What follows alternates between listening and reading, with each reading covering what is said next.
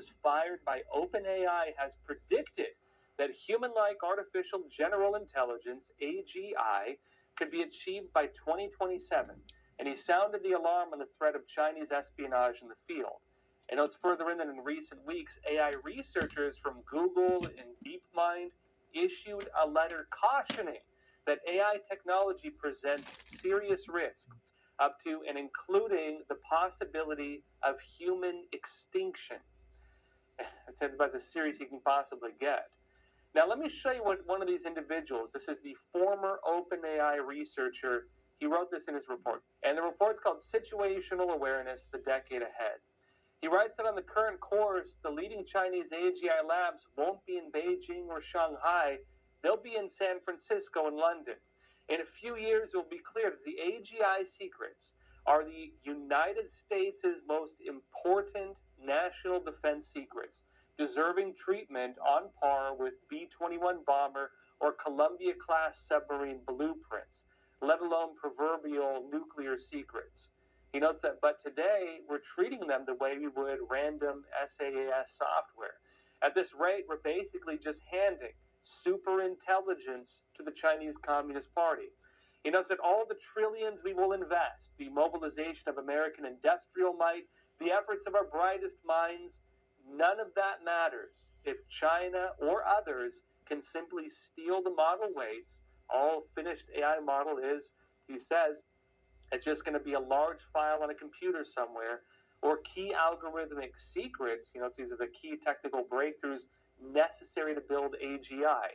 Things, again, extremely valuable, but easily stolen.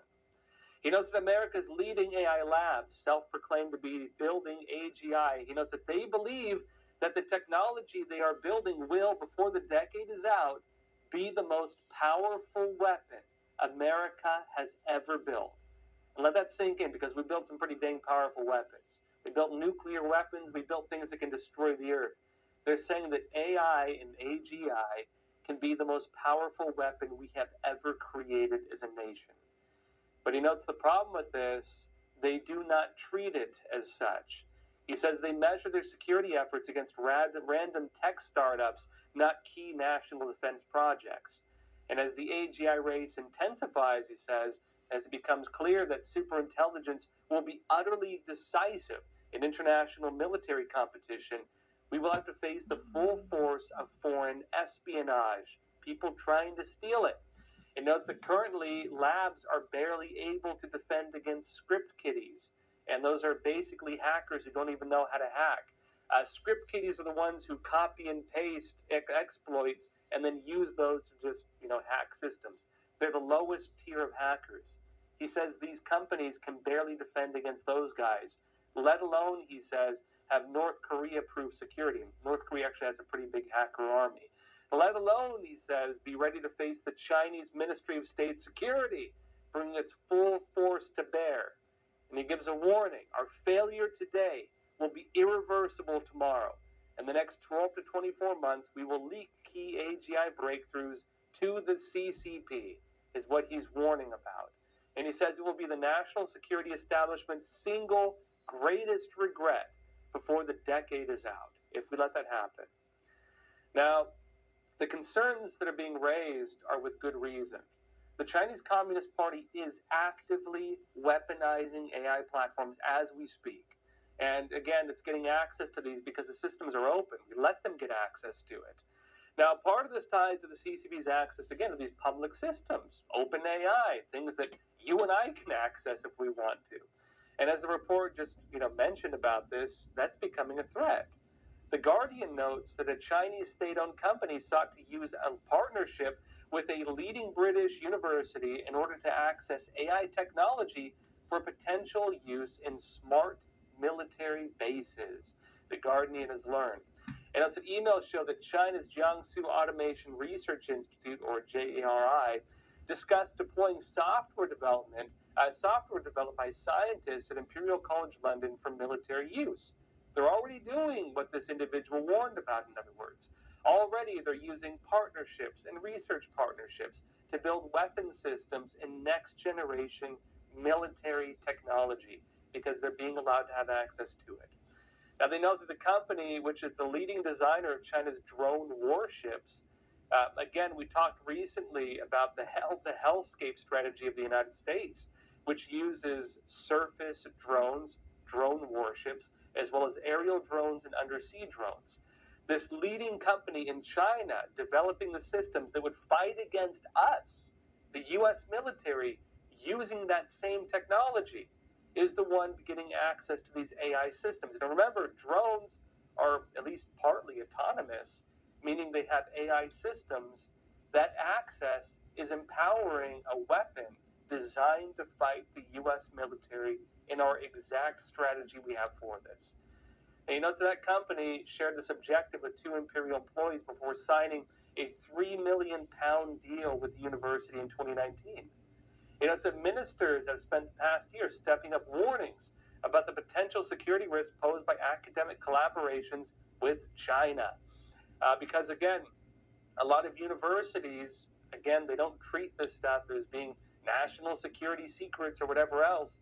They oftentimes will work directly with Chinese researchers. Sometimes those Chinese researchers work directly with the Chinese Communist Party.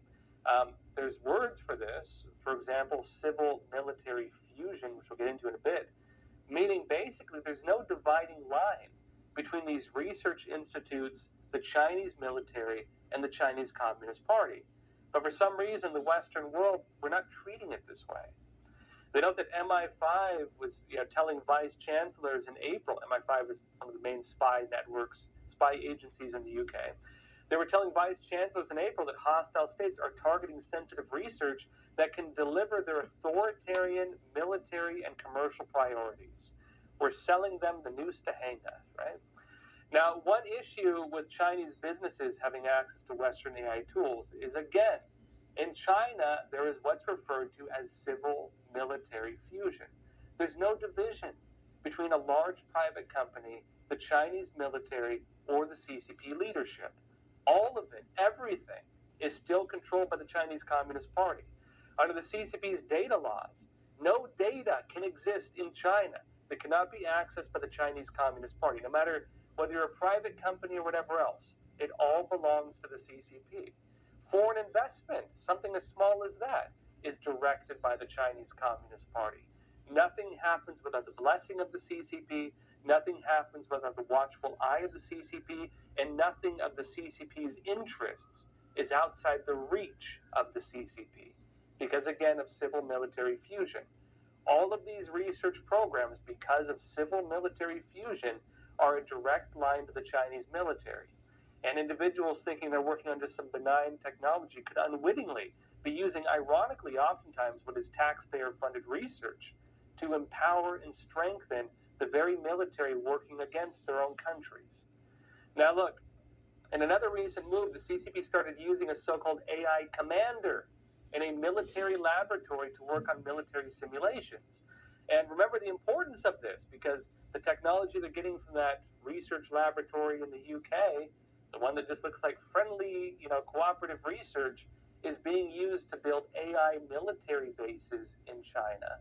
If the CCP is now using an AI command system, well, that ties directly into it.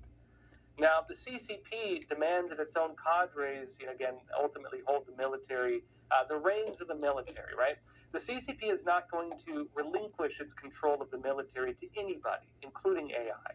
And so they'll always maintain some degree of control of it. But the new PLA, People's Liberation Army AI commander, does raise some concerns, because the Chinese Communist Party could roll out a new type of AI-controlled command structure for its military, which, for example, could give the CCP the ability to maybe more further dictate the decisions within the military while not having individuals in charge at different levels. We're not in front of soldiers, and then that soldiers will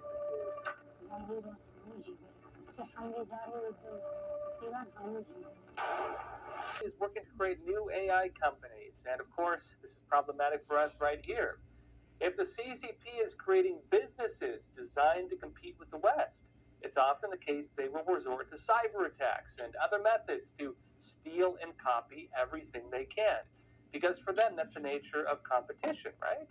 And if we're giving them open access to it, heck, we're handing it to them on a silver platter. Now, recent CCP meetings within the leadership of the Communist Party have also given some hints of what the regime is planning to do with AI, and also some of the problems they face given the CCP's, well, extreme control over just about everything.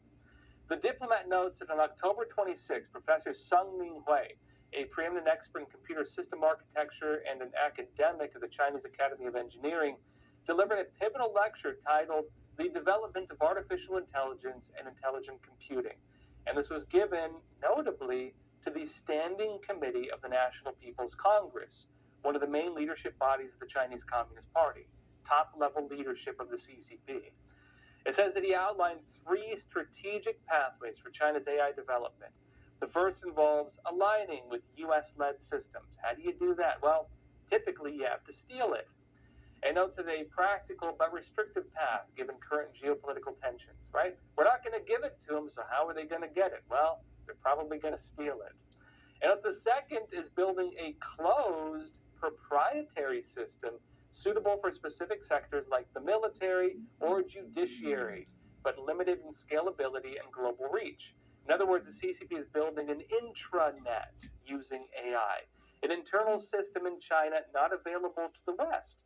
They're using our open system and they're creating a closed system using the technology they take from us. And that's the third and most promising pathway, according to Sun, is embracing an open source model through global collaboration initiatives like RISC-V. In other words, not only will they steal technology, not only will they use open systems as a way to create a closed system that again follows and is based on CCP ideology, but they will even create international collaboration systems, attracting all the great minds of the world to come and help the Chinese Communist Party build it. Now, it notes as well that despite Sun's confidence and grand vision, Beijing's AI ambitions are not without significant caveats.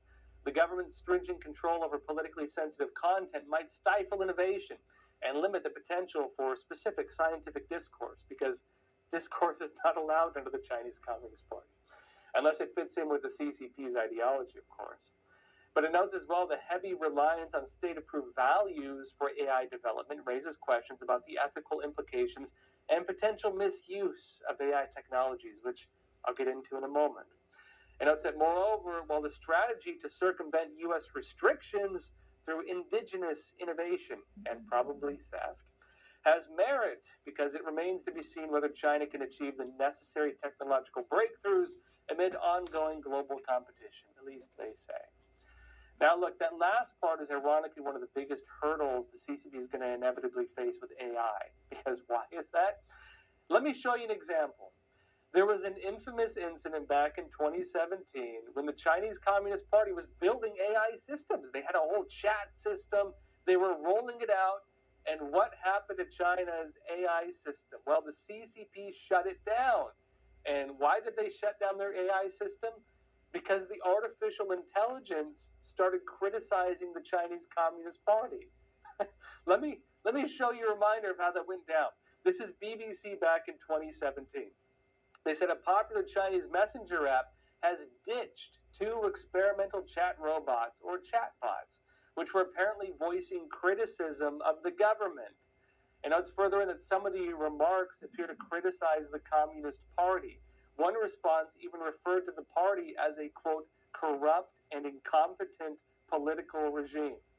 That's the problem, of course, when you create something that actually is kind of intelligent. If something has intelligence and the ability to analyze things on its own, well, it might just start speaking the truth.